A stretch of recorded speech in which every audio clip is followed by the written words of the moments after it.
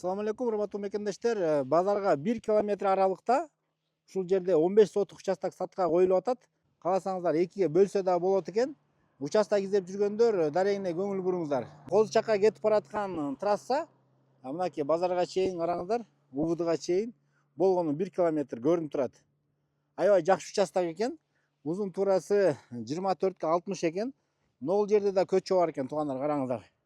Угловойдо, эгер кааласаңыздар жалпы алсаңыздар болот. Ушундай чоң участок издеп жүргөндөр көрсөңүздөр болот. Мынакей 3 тарабы курчалган.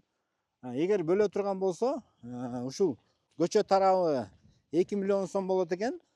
Нары арт жагы 1 миллион 600 миң дейт. Ушу болор баасын айтты да. Чынында эле туугандар, караңыздар. Участоктун мындай бир кененине баа бериңиздер. Бул жактан болсо суу тынбай агат дейт. Светтери киргизилген, Бешташтан келген таза суу бар экен, напору дагы жакшы дейт. Могул жерде 15ге 5 болуп салынган строение бар экен. Муну временкада кылып койсо болот экен, светтери киргизилген. Кийин тамсасаңыздар бул жерде склад же болбосо очоккана же временка кылып алса дагы жакшы экен.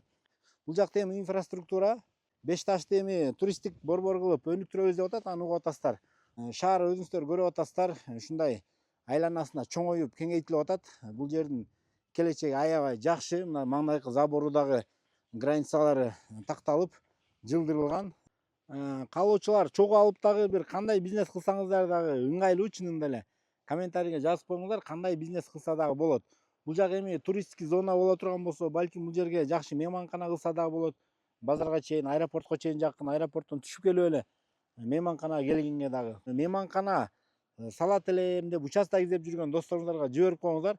Же болбосо строй материал ачса да болот. Кыскасы, кандай бизнес кылсаңыздар деле чынында эле ыңгайлуу болушу мүмкүн. Өзүңүздөр дагы бир бизнес идеяңыздарды ушул жерге батырып көрүңүздөр. Мына локация боюнча дагы жакшы эле маалыматтарды бердим.